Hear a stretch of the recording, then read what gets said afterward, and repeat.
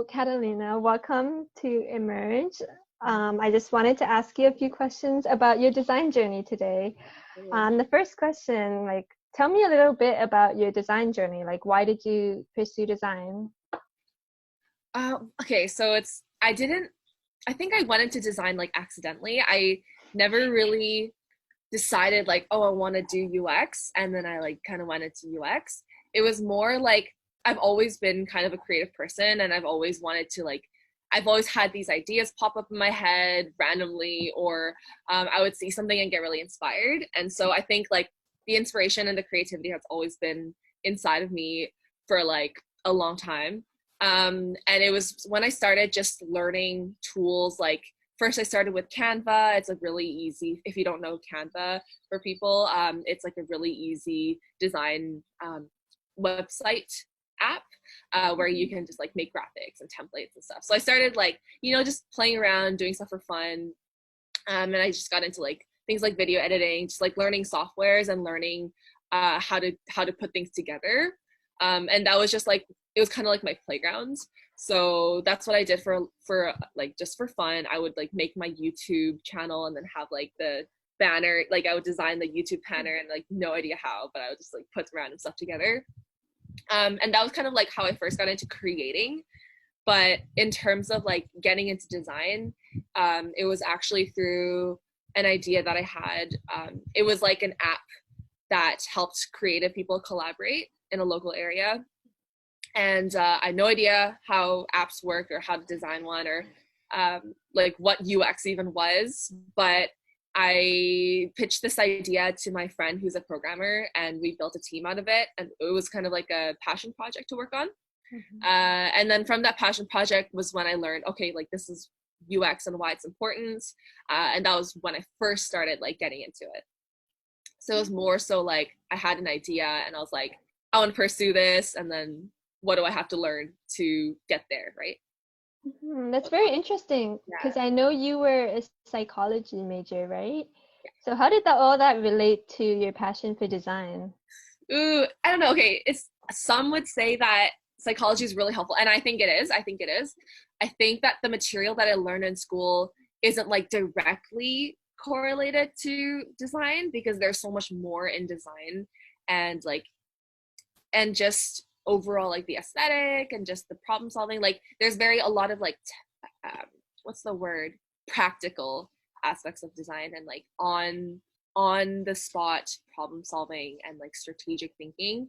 And I think in terms of what I was studying at school, psychology, it does help you give an analytical and very more open-minded approach to anything. And I think even though you don't have to know the parts in your brain that what each part of your brain does, it's good to understand general psychology and how people work, because at the end of the day, design, you're helping people. And if you can think in a way that shapes the problem so that you can understand who is it for, who how is this going to be made into a product or service that helps something, or some people do something, you get a wider scope, basically. I think that's what psychology is really important for in design. Mm-hmm. I was also wondering, how long have you been doing design for? What's the timeline like for you? For me, honestly, I would say that I still have a long way to go. I think I started taking design seriously about almost 2 years ago. So that's when I downloaded, the Adobe Cloud and actually started.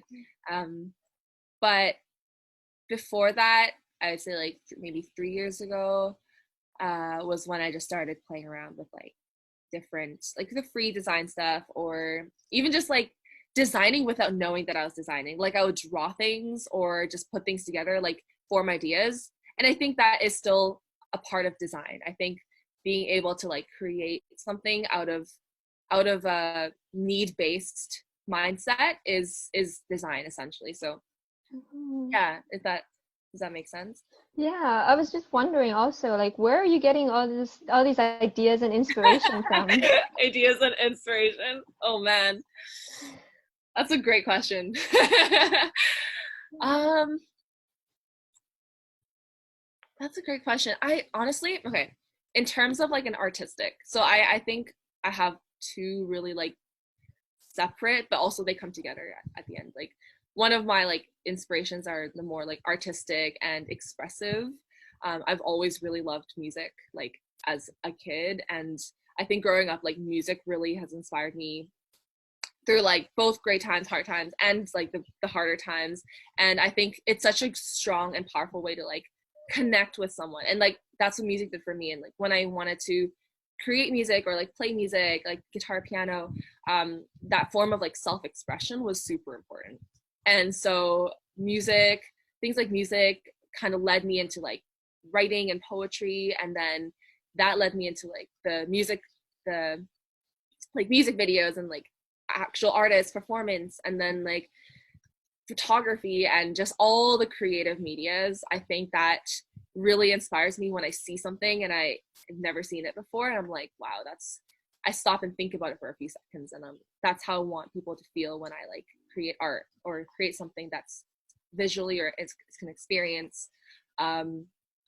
So I think that's one of the forms. Any kind of like expression, whether I see like a really beautiful building, if I walk down a street and just the aesthetic, like Gastown, for example. Like I love Gastown because it's right. It's such a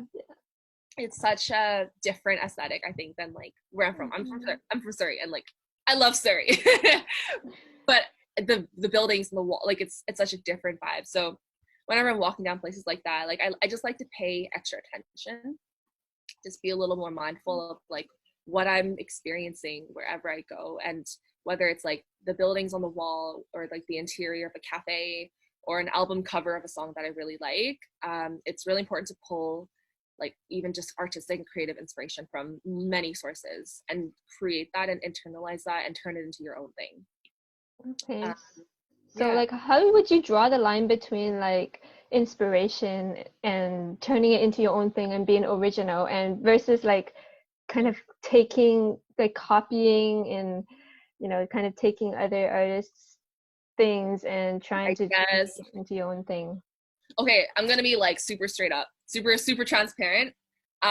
When I was beginner and starting out and didn't really have a lot of inspiration to pull from, I think I did copy, or like I had very similar design and artwork with other creators, or like something that I saw on Pinterest or Google.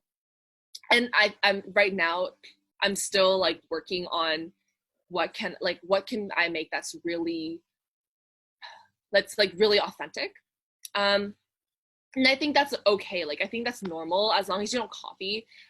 As a new designer or creator, you're gonna have limited resources to start from, but you got to start somewhere. And I think pulling from like your nearest inspirations and gathering elements of it and mashing it up. There's this quote that's actually super relevant. Do you know Christo? Yes, I do. I follow him on Instagram. Okay. Great design resources. Yeah, okay. So Christo, I love the guy. He's awesome. So he posted this quote. Okay, I'm gonna read it. It's, the idea of being original is both ignorant and arrogant. It's ignorant because you don't know what's come before, and it's arrogant because you think it was all you.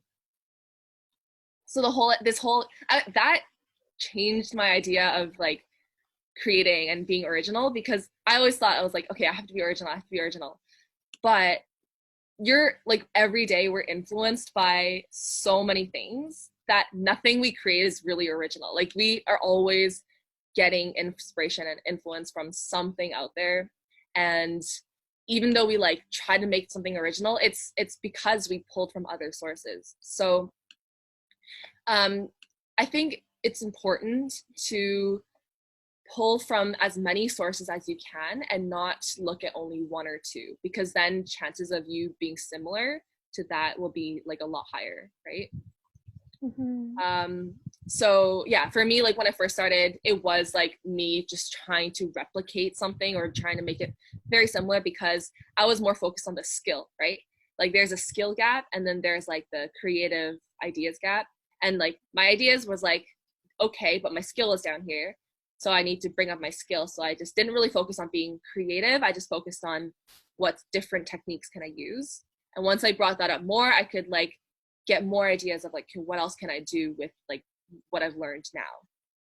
So it's always like a balance between ideas and having like skill and the technique, because you got to like be able to match each other. So, as a beginner, starting out by kind of copying what other people do is okay, because I know I've seen some advice around where it's like, oh, if here's step by step how to do this, and as long as you don't publish it and claim it as yours, it gives you better practice, right? Is that how you kind of started? Yeah, I think my personal like opinion is, don't try to copy something, even if you're like using something as a reference. Like tweak at least one or two things to make it a little bit different and to still make it your own thing, right? So that way you're not just like following, it's like a template and you're just being like a robot. You're just like, trying to like only do the technical stuff, because it is still of a challenge. Like as much as the technical skills are important, like as a designer, you do have to be able to think on your own. So even if you're just using it as practice and you're not going to share it or anything, like, and even if you think it doesn't look as good as the original reference, it's still important, I think, to tweak a few things, or how can I make something different, or how can I make something like my own and still make it your own thing, even if you're just using it for practice or you're not sharing it or whatever. It's just like you're training your your creative thinking muscle and your problem solving muscle, even if it's like a little bit. That's what I would say. Thanks for that great answer. So kind of like changing gears here, could you tell me a little bit about your current design projects, such as I know you recently started this an Instagram art account called Bad Guava. So can you tell me a little bit more about that? Yes, of course. Um, yeah, so right now, obviously, because of like quarantine and social distancing, which I think I should mention because it is relevant, um, a lot of the work has slowed down because I take clients, and my client, like two of my client project was over. And so right now I had a lot more free time. And I was like, okay, like I want to really use this time as like an advantage for me. I'm usually like so on the go, and I'm like, I really want to like make the most out of this time where I actually have a lot of free time on my hands and where I get to just have fun and be creative.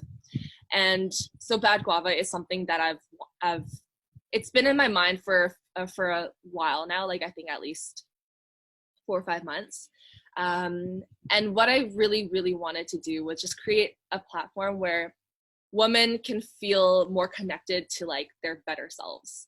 Like I think women have a very like they have strong sides in them, and they are very, in terms of like being a badass, in terms of being like assertive and like unapologetic, and having those like characteristics of like what I admire as other strong women.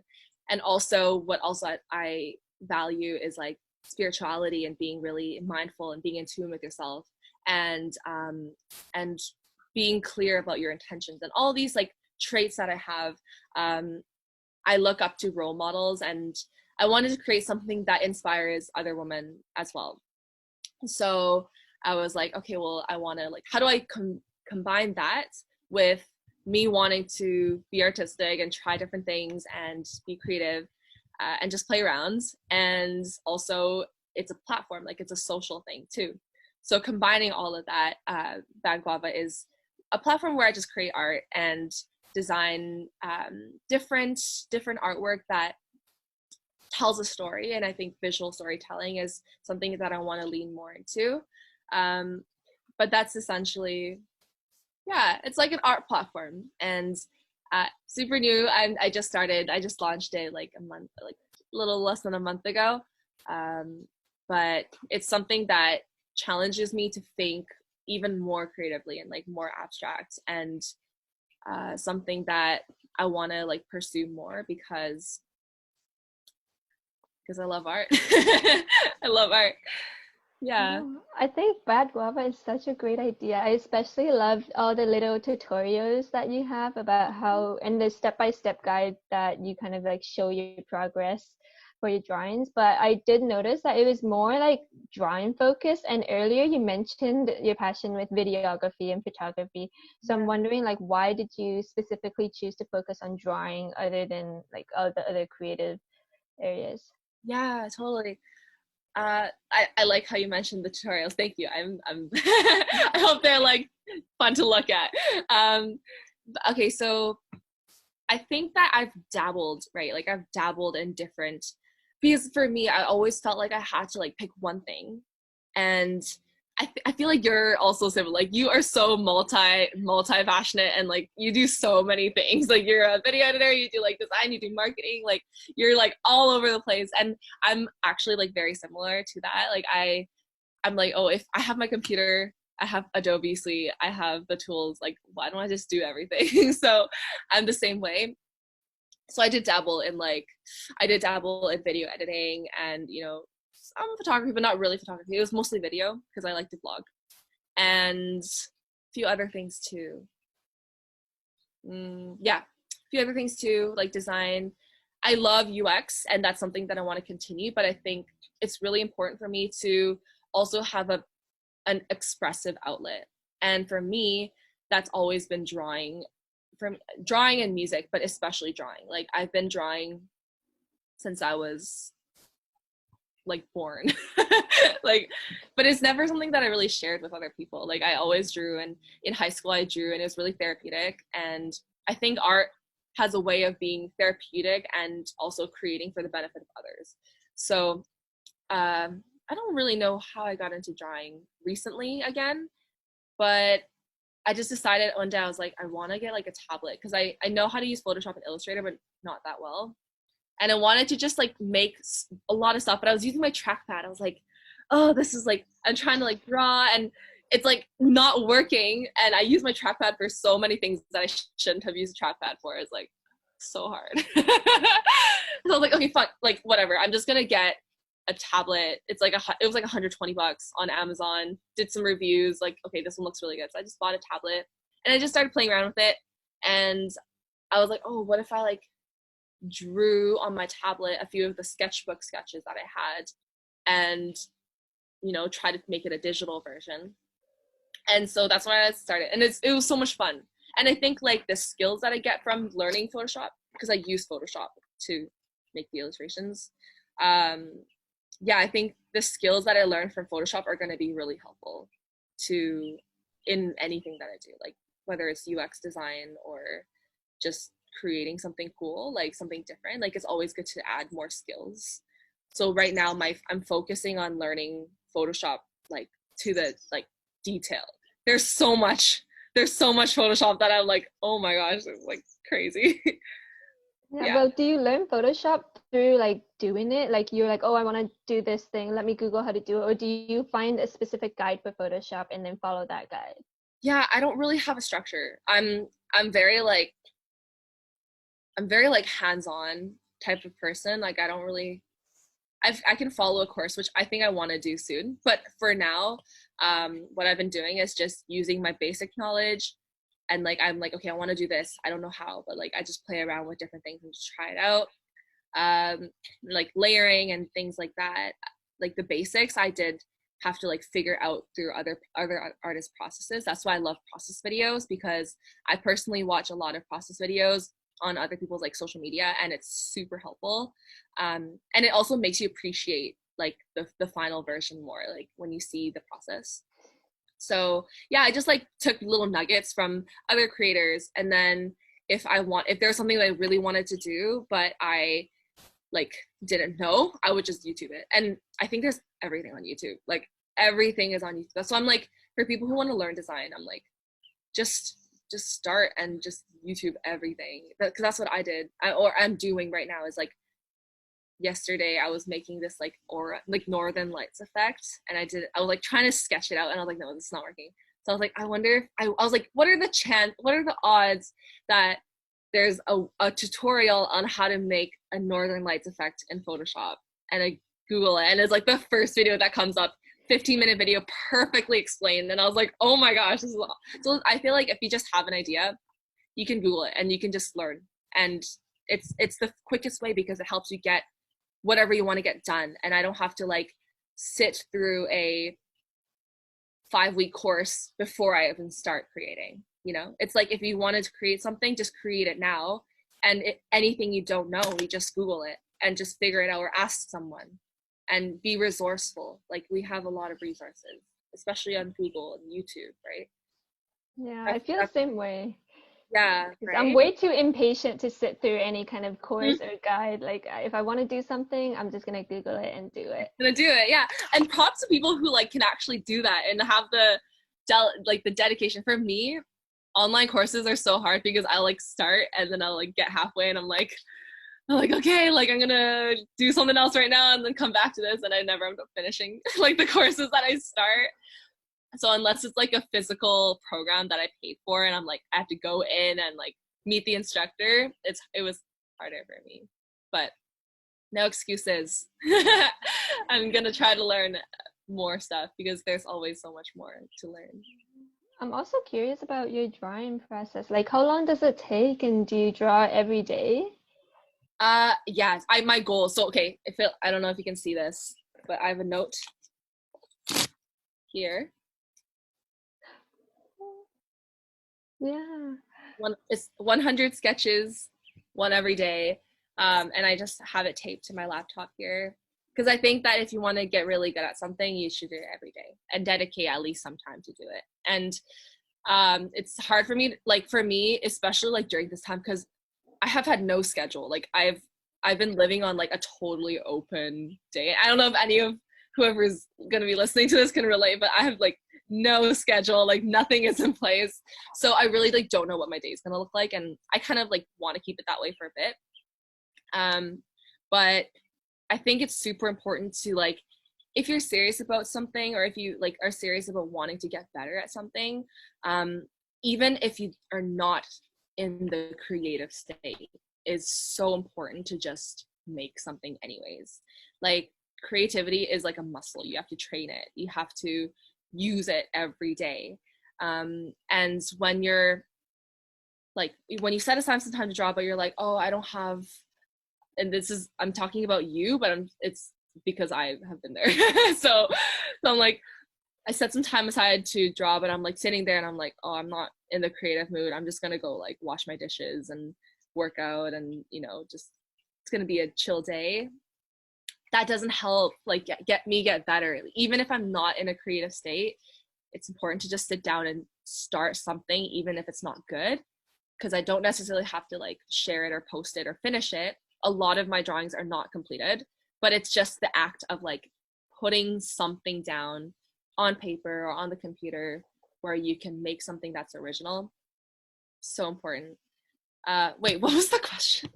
Oh, I think I asked like how long does it take for you to do one drawing? Oh, okay. Oh wow, I totally steered off. I'm sorry. Okay. um, for drawing, if I'm sketching something, it can usually take about like 20 minutes to an hour, depending on how detailed it is. And so my process for that is I usually draw something out, like a quick sketch, and then I upload like a photo, or I try to replicate it on a digital version.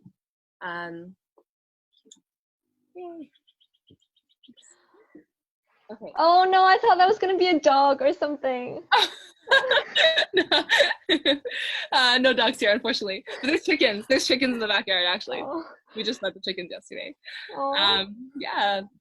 So anyways, I draw out the concept and then I will upload it to an Illustrator. Like when I first started, I took a photo and just put it on Photoshop and then made the opacity lower so I could trace over it, because I wasn't used to getting drawing on my tablet. So that's actually a new tip. If you're a beginner starting out like on a drawing tablet, you can trace over pictures of your own sketches so that you can get used to the tablet itself. Now I don't do that as much. Now I draw right away on the tablet because I'm a little bit more used to it. But I first do a rough sketch, and then I do an outline, and then I decide on a color palette, and then play around here and there. And then when I'm happy with the basic color palette is when I add the details and then anything else that I want to do. And then final is like shading, highlighting, texture effects. And that whole process can take, if I'm really focused, 4 hours. If I'm doing it over the course of like 2 or 3 days, and it's a lot of the time I'm sitting there thinking, or like I don't know what to do, or like the creative process is so like, it's not linear, right? It's not like this, it's like that, and then you go like this, then you go like that, and then you go like that. So sometimes it can take like 8 hours for one illustration if I put a lot of like detail on it. But even that's not that much compared to like artists who work on an illustration for like 2 weeks or 3 weeks, and it's like a bigger project. So I think in terms of like a time frame, I generally keep mine 4 to 8 hours, but it depends on how simple or how complex it is. But like I think my complexity level is around then, like 4 to 8 hours. And you mentioned a little bit about like shading and highlights and then colors. Yeah. How did you learn all of this? Is it also through YouTube and Google? No, actually shading is just like, I would see it in other illustrations. So I was like, oh, that looks really good. And so when I went to go create my own thing, I was like, like how would a shadow look in terms of like if there was an object here? And it does require like math. It's super interesting. Like you do have to think about like where the light's coming from, because it's not like a photo where you can take it and it's like already there. In like nature, it's like you have to create it, right? So I have to think like, okay, if the light is like 45 degrees to the left, like how does that cast the shadow? And if a shape looks like this, like what does the shadow look like, and what's the, so it's like it's like math, right? So I think it's just like, I don't think I ever like learned how to create shadows, but I just did. Like if you want me to get really technical, at first I used a black color pen. Upgraded by host. Okay. So I used a black color pen, and I would make the opacity like 20% so it looks like a legit darker frame. But I started doing that, but then when I colored over it, it would layer and it would look uneven. So then I color dropped that color and then made the actual color darker with full opacity. I don't know if that makes sense, but that's like one process. Sorry, it's super hard to explain on verbally, but yeah, I think it's just like I tried a couple different processes and then figured out something that worked and then just stuck to it. Okay, and do you find that with more practice it helps? Yeah, absolutely. Like I just by like trying different ways to do stuff, I figured out what process I prefer over another. Because I think like especially with Photoshop, it's such a versatile platform, like such a versatile tool that like I think there's like at least 10 different ways to do the same thing, because there's so many like tools and tricks. So for me, like if it's something as important as shading, like highlighting or shadowing, I learned like a couple other, like I tried 2 or 3 processes and I was like, oh, this one works the best, and I just did it. So I think definitely like just practicing and trying it, you do figure out, it's like your own little journey. Like you do figure out which one is better for you, and that's how you eventually develop your own style, right, as a creator. So just trying things, like just practicing. Yeah. So my next question is kind of about getting hired, and because you mentioned clients earlier, so I'm wondering if you have any tips or advice for people who are looking to get hired for design. Yeah, totally. So for people who are new and have no design like work experience, yeah, obviously I think building your portfolio is important, but if you ask anyone, everyone's going to say that, right?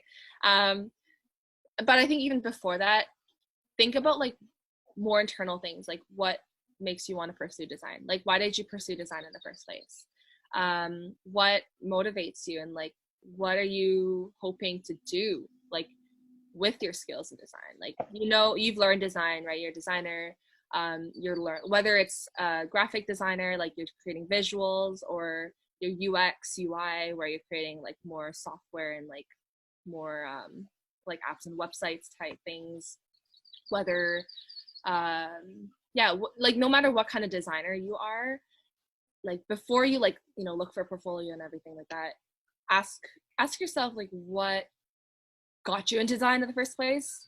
Because like some people I asked and they're not really sure. Like they're like, oh, I thought it was cool. But really get into like you're drawn to it for a reason. Like you got curious about it and you took the time to learn this. And so ask yourself, like, first of all, like, what am I doing it for? Why am I interested in this? What motivates me to design things? What inspires me? What kind of things, like projects, do I want to work on? And what kind of projects do I don't really want to work on? Get clear on that. Get clear about, but mostly get clear on like the why. Like, why are you a designer? Like, what are you here to do?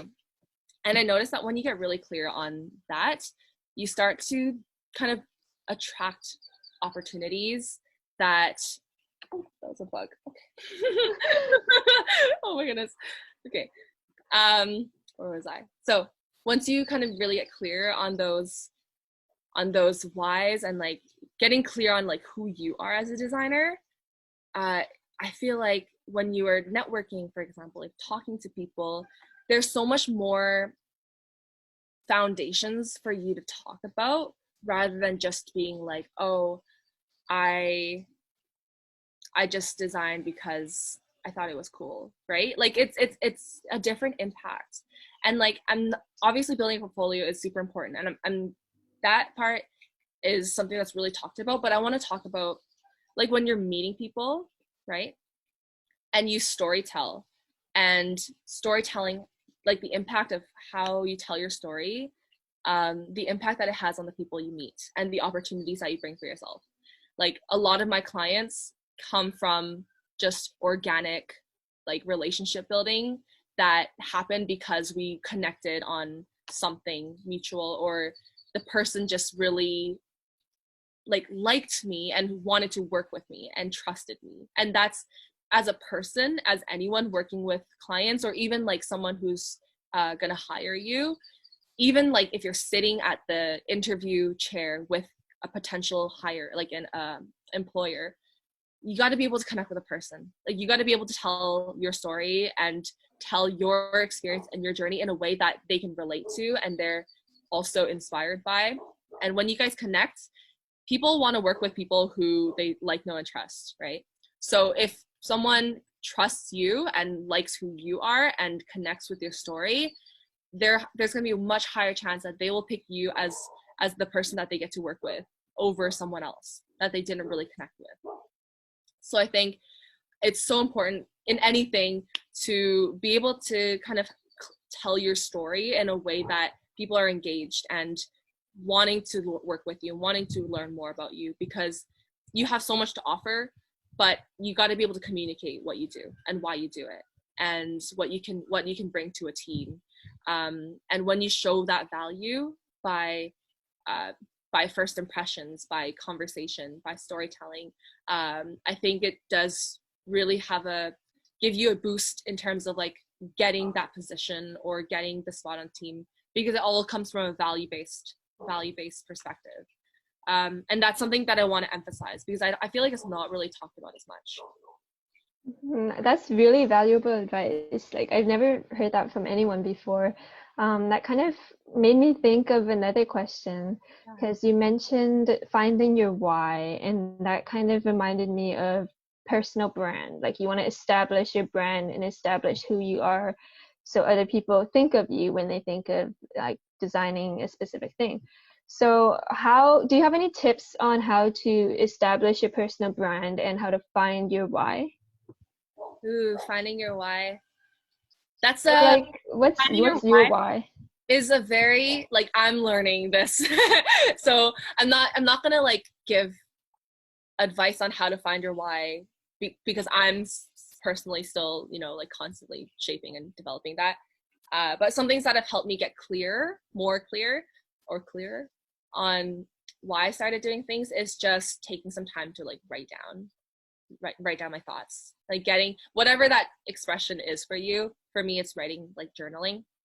I always like to write, like, I tried this today and like I got inspired and like this is what I want to do with it. And when I just start writing, I start getting into flow state, and getting into flow state helps me to reach parts of my mind that I don't really bring out during everyday life or everyday conversation.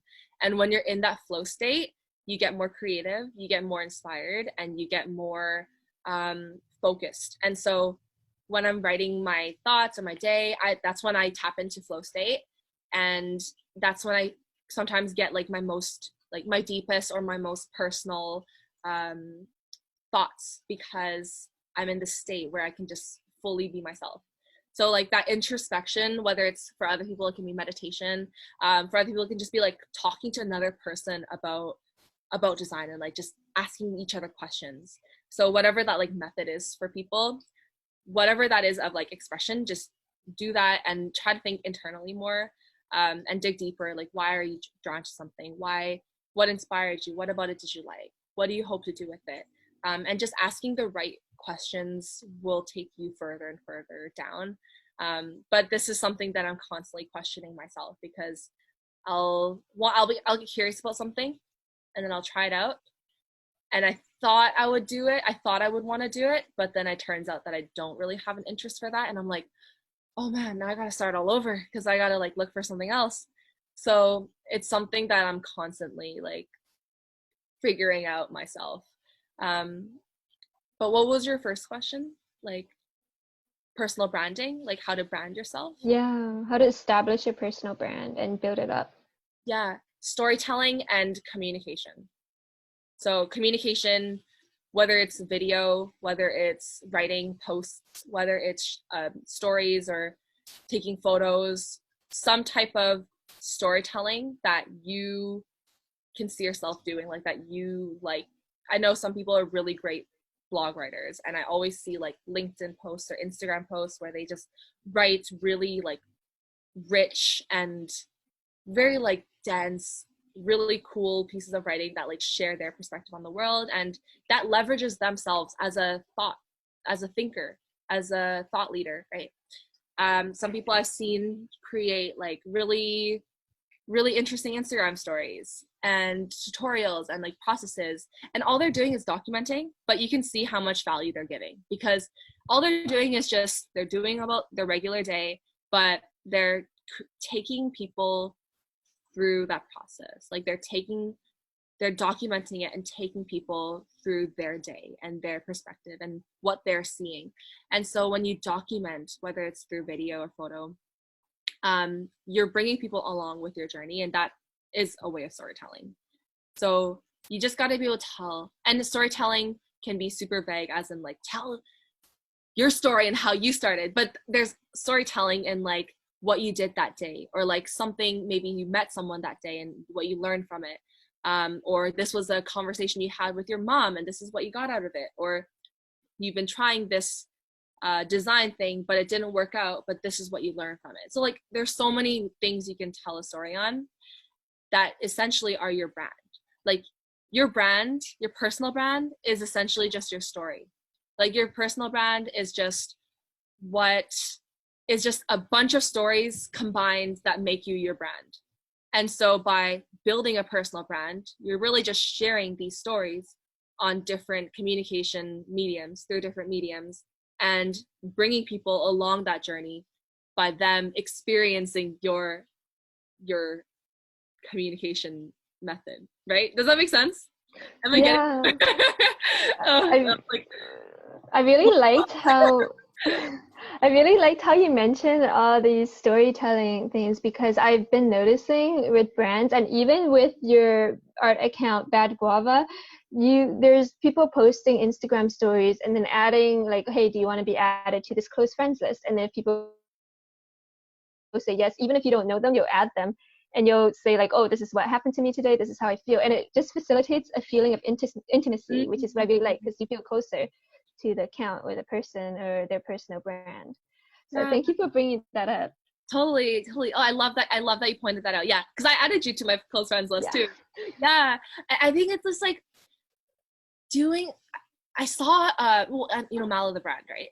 Yeah, she's killing it, like absolutely killing it so well. If you don't know, I'm gonna vouch for her. I vouch for this brand so much. But this girl, like, she started a close friends list, but it was her, what she did with it was she got people to like be a part of the pre-launch ideas and be get people engaged in like ideas for new scents because it's a candle brand, right? So I saw that and I was like, that's really, really smart. Like that's so, you know, strategic, and she's getting people like kind of like a subgroup within a group and bringing that like the people who are really engaged and really interested and bringing them closer. So that actually inspired me a lot. And I was like, huh. So like, I'm gonna get a little more personal here. I'm like, can I get a little more personal here? Is that okay? Of course. Yeah, okay. I'm an open book, so I'm like, I don't care. So for me, I'm like, okay, I'm going through relationship changes, and I'm going through like this new like world in my life in terms of my like personal and like relationship life. So and a lot of that has inspired my art, and I'm like, I want to be able to talk about my inspirations, and currently it's from my like new relationship-ish, like, you know, but I don't want to do it too publicly in a sense where like anyone can go and like even my like ex-boyfriend or whatever can like go and look at it. So I was like, oh, like I want to share it, and I want to talk about it because I'm just that type of person. Like I love to share things, but I don't want to do it to everyone, you know, and I don't want to like, so I was like, okay, oh, I'll just take Mala, the brand's idea of like the close friends list, and I'll just like create my own version of it. So my own version was using the close friends list on Instagram to just talk about like my very personal life, whether, and like obviously it's people who are like, who I can like feel like I trust, and people who are like genuinely just want to be engaged in it. I was like, okay, that's cool, I'll just do that. And I did it. And I think like what I really like about that is that people feel more included. Like people feel like they're now especially more in your journey.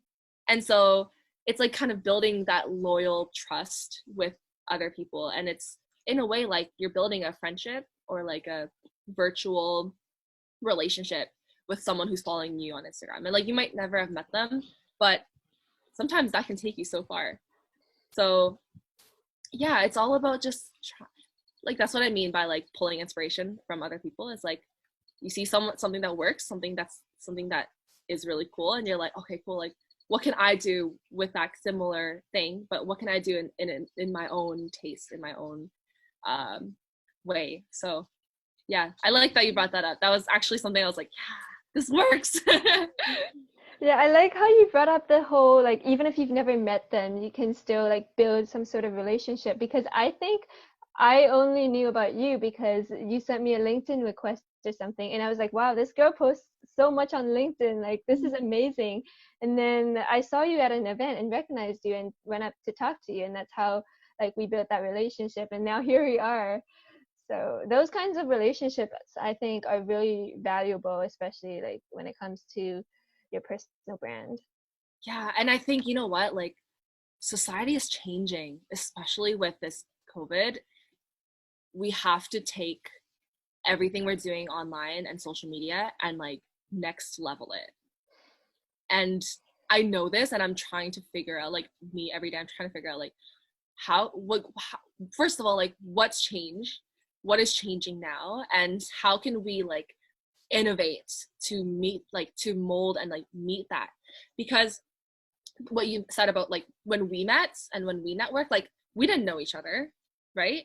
But we met at an event and we got to know each other, and now now we're like, we've worked on things together, like you've been a part of Uncover, and like we've built things together, and it was like you're a great person to work with because you're so like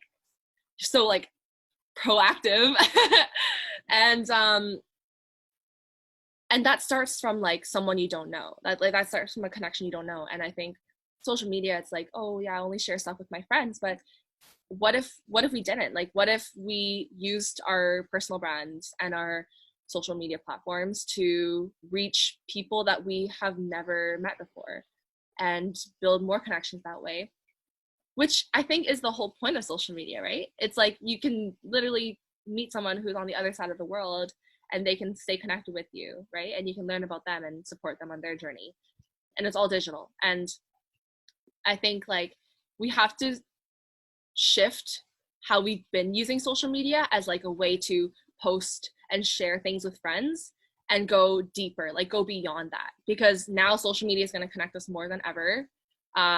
Things like online shopping, e-commerce are booming because people are at home, and we're being more connected digitally. So now it's like how we have to think about how we can stay more connected with people and accept the reality that this is going to be the new reality, is like we're going to be all more connected through social platforms.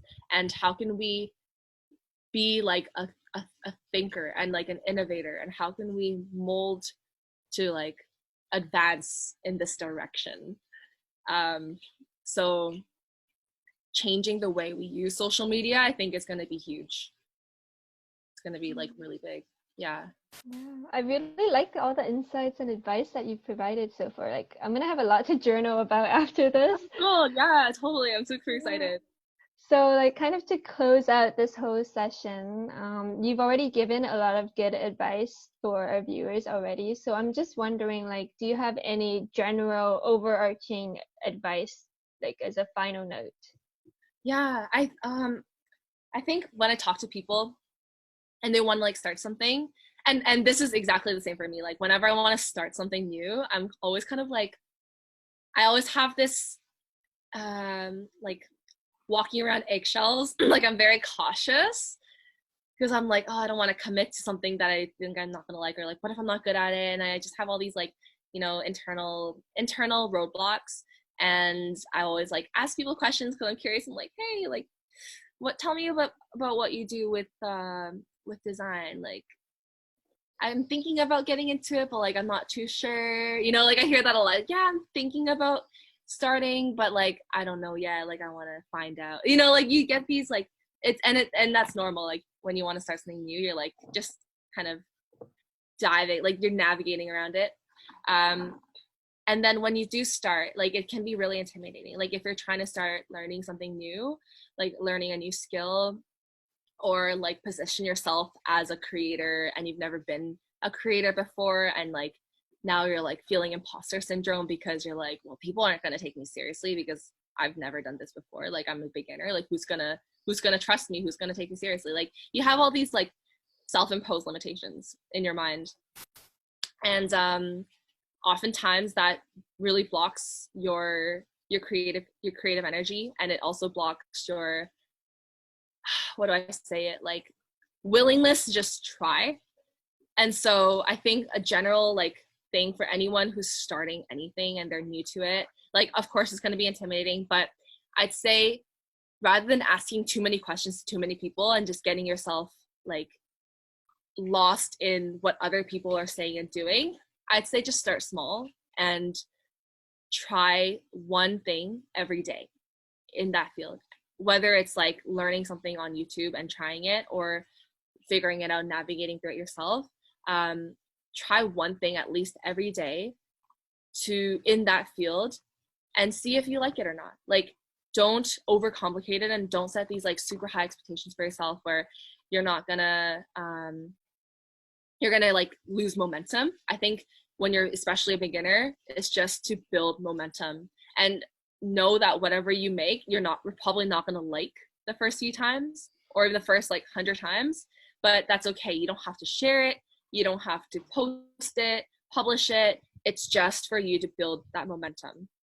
And so that's one tip, is like, don't be too like overly cautious about starting something new. If you're curious about something, you're curious about it for a reason. And so just do something every day, build momentum, build that consistency, and train your mind to just get into the habit of creating something. And that's what I would say as a general tip. Yeah, thank you so much for all your amazing advice and for coming Oh, on this panel. thank you so much for Yeah. having me, guys. This, Emerge is awesome. I love what you guys are doing. yeah, So I keep it up. Always, always happy to stay connected and help promote anything or whatever you guys are doing. yeah.